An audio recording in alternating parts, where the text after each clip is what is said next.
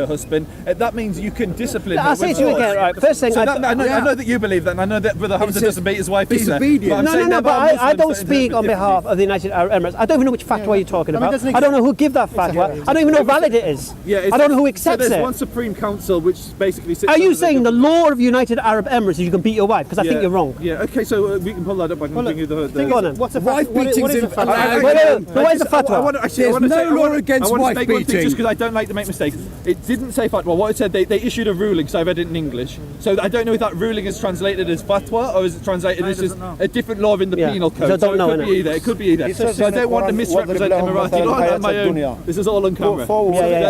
See, here's what you got to understand. If you look at the rest of the Quran, you can see how we are with our wives. Yeah, we wrap ourselves in each other. Men are the twin half of women. The best of you is best of your wives, according to the Prophet Muhammad. All of these things married up, you can't be your wife, mate, because you can't beat somebody who you're supposed to love. Quran says you can. Because you've misunderstood it. Quran says you can. Because you've misunderstood it. It's not a good book, you then, think is it does. It's not a good book. It's not my fault if you think you can interpret things when you have no ability to. I didn't write it. That's not my fault. It says you can beat your wife. You've attempted to understand it with no knowledge. Should have made it clear. An important thing like that, the Quran should say. An important thing like that, you should seek proper understanding of. Exactly. No. Instead of your DIY, what suits my agenda. God should tell you about wife beating. A thing like that. He does. Speak to his messenger. He does. Of all the Jews I know, by the way, he's the one with the least agenda. I don't follow the Quran. He actually has very nice things to say about Islam and the Quran, and he thinks they're potentially divine. So it's... Yes, I believe the Quran is divine. Someone who's maybe more on your side than I believe the Quran is divine. You do? Yeah, absolutely. So is the Christian Gospel, so is the Jewish Torah.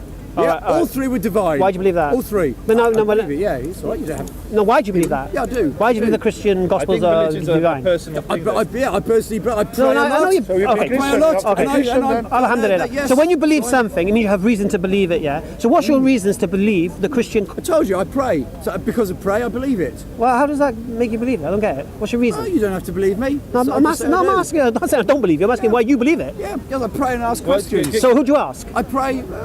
So you're telling me you've prayed to God and said, God, are the Christian Gospels from you? Have you done that? Yeah. And what was the answer? He says yes. I'm not going to go into detail. You're going to pray it for yourself. Pray and ask it yourself. Well, I can guess the answer is yes. Pray and ask How it do you know yourself. that's God saying yes? Pray and ask it How do you know yourself. that's God saying yes? You don't have to believe. I believe it. You don't have to believe I believe it. Listen, I'm not questioning what you believe. I'm asking why you believe it. Yeah, I believe it. No, I'm asking why. I believe my prayer, the answers I get the prayer. Because you make it... I believe the answers I get. Yeah, but they shouldn't put the claims out there. I told you clearly. Put it out. I volunteered that information. No. What he said, he believes the Christian Gospels are divine. I'm asking him why he says that. Yes. But I assume for the same I can understand why he believes the Quran is divine. I pray and I get answers. You could pray and get answers. Who do you pray to? Yeah, God. How do you know it's God answering? You don't have to believe me. I just told you. I believe it. You don't have to. How do you know it's God? Because I just... Maybe I'm wrong. You don't know. No, I do. I do. You don't know. I do know. I do know. Can I come back, because we're kind of like... No one's really answering these questions. I think the most important point that's come out of this conversation, for me I found it really, really interesting, was the purpose of law. So in the Jewish Old Testament and the Torah, the laws are really explicit, and they're kind of, the rabbis have some influence on how they're interpreted, but basically if the Torah says you can do something, it's permissible. If it says you can't do something, it's not permissible. If it doesn't say anything, then legal positivism says you can do it. In Islam, we're saying there's a verse in the Quran, and it's really interesting for me, I'm genuinely interested in this. It says that the verse that says you can beat, or unless you're a Quranist then it means something else, but that actually means the actual opposite of what the verse is saying. So that for me is really, really interesting, and it doesn't seem... Look into it. It's only because if you look at the context... You've got to you can look into it, look at the tafsir about it, look at the hadith with regards to it. I'm listening to them, yeah? I'll read it later. And that's how you understand the Quran. So for instance, could somebody interpret the verse where it says you can't eat everything from the sea? Actually, it's a great example. In the Torah it says that you can't eat anything from the sea unless it has fins and scales.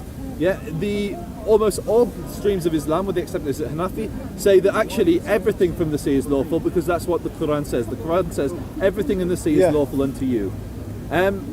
So could we exist in a world where actually that verse could mean the complete opposite, and it actually means that you can't eat everything from the sea? Depends whether or not the Prophet Muhammad elaborated on that verse. So because the Hanafi, I believe the Hanafi say that you can only eat what the Jews eat, basically. So they avoid shellfish and these sorts of things. Which is what the Jews do. Is that coming from a hadith? No, but here's the thing you got to understand. Do you understand schools of fiqh? how they work. You understand? I don't know how they work, but I understand. No, but you understand, like for example, Hanafi fiqh may not be from Abu Hanifa. Yeah. Do you understand that? Say again.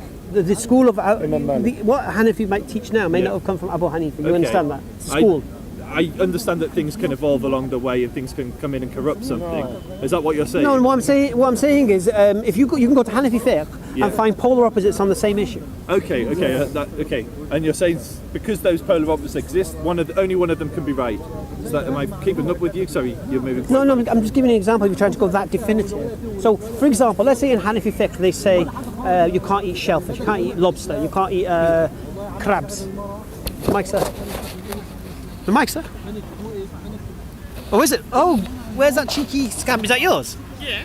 Oh my idiot! I took mine off. He's selling the audio. I'll get you a good deal. No, I took it off. £10, 20. I'll cut you on 10%. Huh? They've got only one. He has two. I've got it in my pocket. Yeah. I'd finished with them. I didn't know he was going to start going on about flipping shellfish. No. The only reason I brought it up is because look at this. Anyway, so what I was saying. So, like I said to you, just as I would question United Arab Emirates if they've actually said you can beat your wife, I would question in Hanafi fiqh. Why do you, if the Quran says you can eat what's in the sea, why do you go against that and think you can't eat prawns and that? I understand the rationale. Great. Can we just pause that because that's exactly my point. Yeah. So if you can understand, you question the Hanafi of why they can say actually you can't eat these food when the Quran explicitly says you can. Does that not apply to wife beating? No, because what they might have No, done. because because what you're saying is because the Prophet ﷺ was definitive on it. So you're saying because a hadith exists which says you can beat your wife? No, the hadith says. No, the hadith says you can beat, but it gives constrings. Which you can't. The Quran says you can beat, but you're saying the message What of type the of? Quran. Okay, Can I just finish? Can I just please? I've listened patiently. You're saying that the message behind that Quran is that you can't beat your wife. That was what you said. That's what you had the huge debate about. You said the purpose of that verse. No. What I said is okay. Maybe I misunderstood. I said he implied the Quran doesn't set a limit to regards the beating. Yeah. Yeah. Which means if someone just reads the Quran and they think they can beat your wife, they think they could beat your wife as much as you like. Did I mishear you? Because I thought you said, maybe I misheard, and it'll be on camera. But did you say the purpose of that verse was to show that you can't beat your wife? Because that was what. No. That's not the purpose. Okay. Perfect. Okay. Sorry, I probably misunderstood. No, you implied that. No. Basically, what I'm saying to you is this: if the Quran says you can beat your wife, all right, and somebody disused the Quran and they interpret it as he interprets it, if he ever became a Muslim, he thinks he can beat his wife, for example. I don't. Right. Okay. Well, you just said you did. I wouldn't become a Muslim and I wouldn't beat my wife. No, you just said you could though, according to the Quran. Oh, I could. So what did I just say? I could. So I just but said. I wouldn't. So what did I just say? So I would. I just said. If he became a Muslim, he would believe the Quran allows him to beat his wife if he chooses to, as much as he likes. All right, because there's no limit to it. It doesn't say stop here, stop there. All right. Well, maybe he believes that that's up to the individual. The same way that slavery is permissible and like I said to Judaism and you, Islam. so then according to the individual, if they catch their wife in bed with a neighbour and they know they're allowed to beat their wife's going to get battered if there's no limit to it. Yeah. But in Islam, because of the teachings of Muhammad ﷺ with regards to that verse about the beating, no hits in the face, no causing pain, no leaving a mark, that's no beating. So a man is not at liberty then to beat his wife as he likes. Yeah? Basically the Prophet ﷺ used the word, it's funny, someone just give me a miswak. It says it's like using a miswak. Yeah. This is a miswak. But they used to be a bit bigger than that as well. But maybe a little bit. Now, if I was to beat you with this, and I can't cause you pain, I can't hit you in the face, nor can I leave a mark. If it was like that little gentle stroke you gave me before, then definitely. So if I can't hit the face, because I can't poke you in the face, right? I can't leave a mark, nor can I cause you any pain.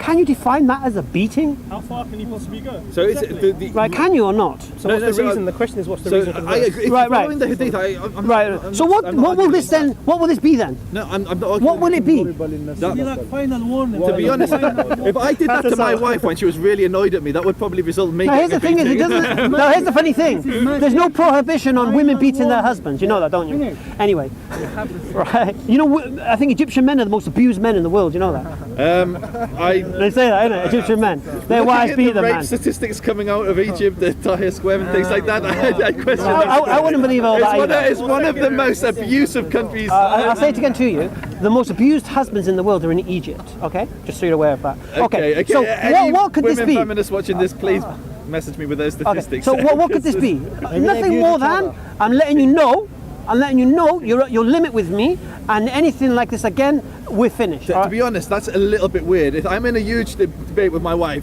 we're really like, she's No, it's cheated gonna on be on me, that. It's gonna be she's on done that. everything, and then I get my little toothpick out. No, don't forget. Oh, No. So here's the problem, you see.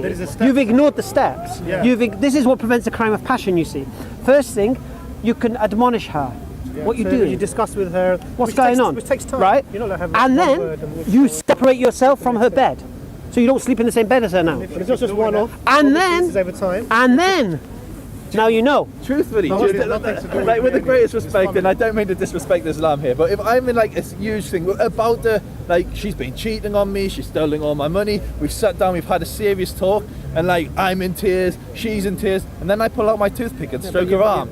That's a little bit weird. Okay. Statistically, Did I say to you? Did I say to you? You have to pull out a toothpick. I No. thought that's what this was. No. I said I likened it to it. Likened it. I like that you carried this round, by the way. I just got someone give it to me today. Alhamdulillah. I'm glad they give it to I was me. going to say, I hope this is So a people can reflection of your see the marriage. beating that we can give. All right. That's just to symbolise. It doesn't say use a. The Prophet ﷺ didn't say in the hadith, go get a miswak and use a miswak. You see, he likened. That's the heaviness of it. That's the lightness of it. Yeah. All right. Okay. So that's that. So we know the Prophet ﷺ has gone definitive on wife beating. So there's no. Now, if someone wants to come and say you can beat your wife excessively, you can give her black eyes, you can punch her in the face, you can cause pain. I want to know why they're ignoring the Prophet Muhammad ﷺ. Can I ask a question? Because Wait 1 second. No, Okay, no, so- no, okay, no more ask a questions right now. question. No more questions right now. Okay, no more questions right now. he's going to bring out the toothpick in a minute. No, you're not my wife. Don't worry about that, mate. It's a All right? shame because Don't need no toothpicks with you, mate. We make beautiful children. We make beautiful So anyway, ginger children. I think there'll be ginger in it. Anyway, so basically, that's that. So there is no other way to really look at that verse. Assalamu alaikum. My name is Vegard and I'm a Norwegian Muslim convert. I'm working with the Dawah organization IslamNet to establish the Deen of Allah here in Norway. I am so grateful to Allah for having guided me to Islam. Sadly, I am the only Muslim in my family. It hurts me that my parents haven't accepted Islam yet, and I ask Allah to guide them. But it also gives me a special drive to work for the establishment of Islam. I don't want anyone to miss the chance of becoming Muslim.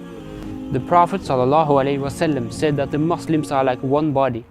If you can feel my pain, would you please help me relieve it? You are now my new family. Click the link and donate to establish this masjid and share in the reward for the message of Islam reaching the corners of Norway.